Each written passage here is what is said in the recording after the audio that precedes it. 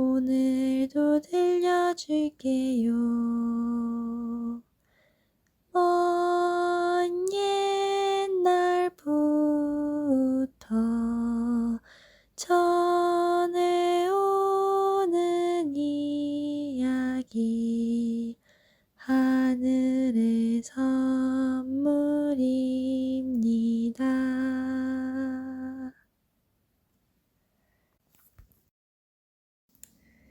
내 이름은 리사. 이름으로 알 수 있듯이 여자아이예요. 지금은 7살이지만 이제 곧 8살이 될 거예요. 엄마는 이따금 이렇게 말해요. 리사, 너도 이제 다 컸으니 오늘은 설거지 좀 도와주렴? 그런데 라세 오빠와 보세 오빠는 이따금 이렇게 말해요. 꼬맹이 여자애는 인디언 놀이에 끼워줄 수 없어. 넌 너무 어리단 말이야.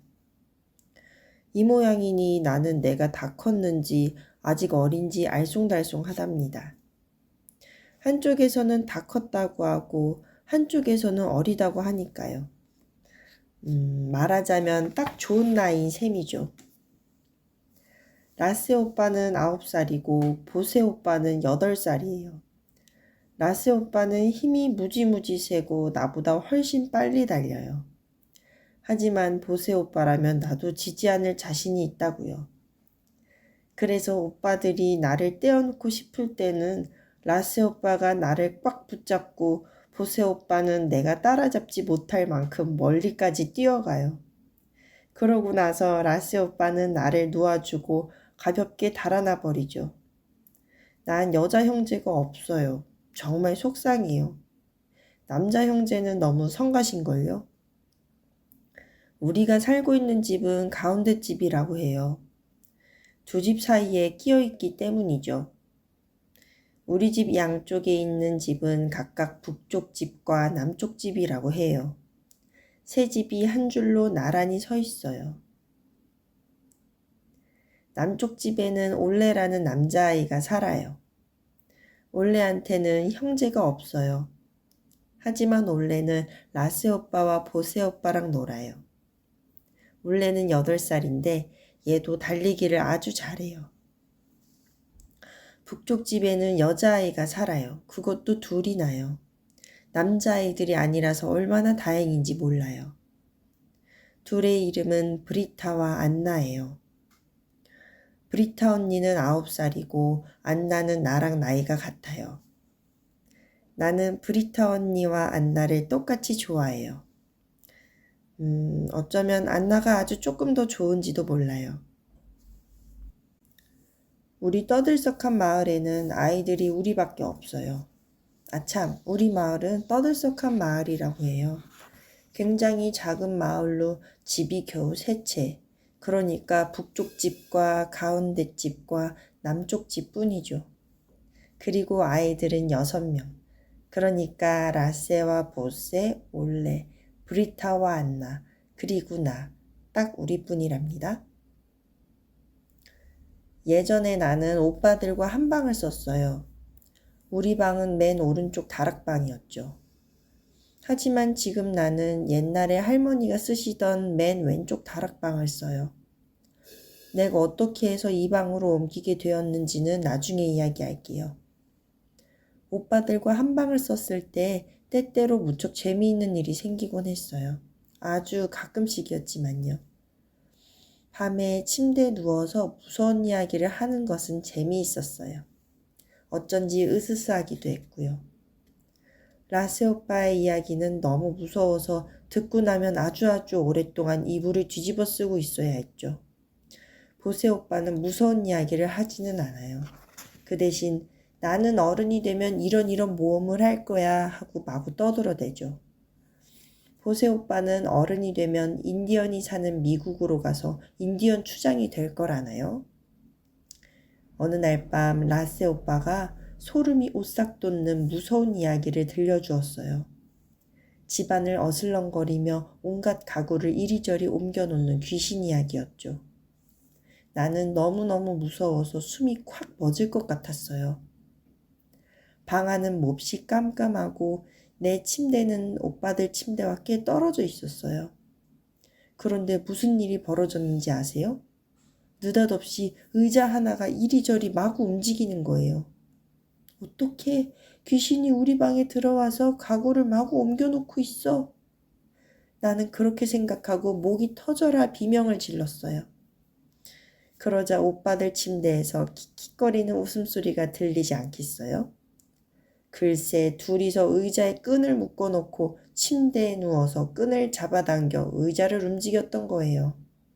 정말이지 오빠들한테 꼭 어울리는 짓이지 뭐예요? 나는 처음에는 화가 났지만 이내 웃음을 터뜨리고 말았답니다.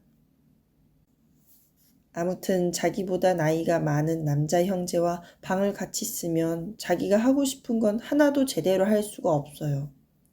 밤에 언제 불을 끌지 정하는 건 항상 라세 오빠였어요. 나는 침대에 누워 책을 좀 더 읽고 싶은데도 오빠는 우리 불 끄고 귀신 얘기하자 라고 말해요. 또 내가 졸려서 자려고 하면 라세 오빠와 보세 오빠는 야 우리 카드놀이 하자 라고 하고요. 라세 오빠는 침대에 누워서도 언제든지 불을 끌 수 있어요. 불을 끄려면 스위치를 돌려야 하잖아요. 그런데 라세 오빠는 그 스위치 주위에 빳빳한 종이를 단단하게 붙였어요. 그리고 그 종이에 끈을 튼튼하게 달아서 자기 침대까지 닿게 해놨죠. 그건 굉장히 신기한 장치인데 나는 제대로 설명할 수가 없어요. 왜냐하면 나는 커서 짤깍짤깍 기계공이 될 생각은 없으니까요. 라세 오빠는 될 생각이래요. 짤깍짤깍 기계공이요. 나는 그게 어떤 건지 도통 모르겠어요. 하지만 라세 오빠는 잔뜩 뻐기면서 이렇게 말하곤 하죠. 짤깍짤깍 기계공이 얼마나 근사하다고. 기계공이 되려면 전기불 스위치에 빳빳한 종이를 붙이는 것쯤은 거뜬히 할 수 있어야 돼. 보세 오빠는 인디언 추장이 될 거랬어요. 아무튼 전에는 늘 그렇게 말했죠. 하지만 얼마 전부터는 난 기관차 운전사가 될 거야 하고 말해요. 아무래도 마음이 바뀌었나 봐요. 나는 커서 뭐가 되고 싶냐고요? 글쎄, 그걸 잘 모르겠어요. 어쩌면 엄마가 되고 싶은지도 몰라요. 나는 어린애들을 아주 좋아하니까요. 나한테는 인형이 7개나 있는데 난 그 애들의 엄마예요. 하지만 이제 곧 나는 어른이 되어 인형들과 놀 수 없겠죠. 어른이 되면 얼마나 심심할까. 내 인형 가운데 가장 예쁜 건 벨라예요. 눈동자가 파랗고 머리는 곱슬곱슬한 금발이죠. 벨라는 분홍빛 침대보가 깔린 인형 침대에 누워 분홍빛 이불을 덮고 자요. 침대보와 이불은 엄마가 만들어 주셨어요.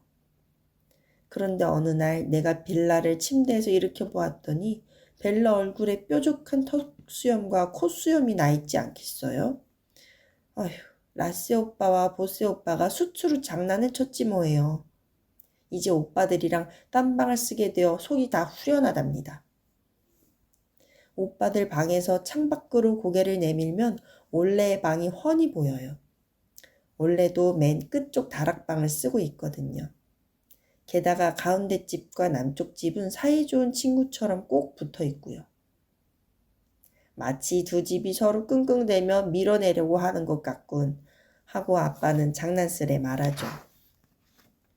아빠는 처음 여기에 집을 지은 사람들이 두 집 사이를 좀 멀게 띄었다면 좋았을 텐데 하고 생각해요. 하지만 오빠들과 올레는 지금 이대로가 좋다고 생각하죠. 가운데 집과 남쪽 집 사이에는 울타리가 쳐져 있는데 그 울타리 한가운데에 커다란 나무 한 그루가 자라고 있어요. 아빠 말로는 보리수 나무래요. 보리수 나무는 오빠들 방의 창문과 올레 방의 창문에 닿을 만큼 양쪽으로 길게 가지를 뻗고 있어요.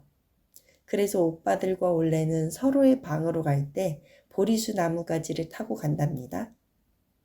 계단을 내려가 문을 지나고 또 문을 하나 더 지나고 다시 계단을 올라가고 뭐 이러는 것보다 나뭇가지를 타고 가는 게 훨씬 빠르니까요.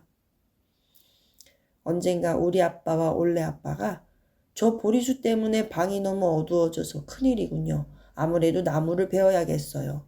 하고 결정한 적이 있어요. 그때 오빠들과 올레는 나무를 베면 안 된다고 길길이 뛰었어요. 우리 아빠와 올레 아빠는 하는 수 없이 나무를 그대로 두기로 했죠. 지금도 보리수 나무는 울타리 한복판에 떡하니 버티고 서 있답니다.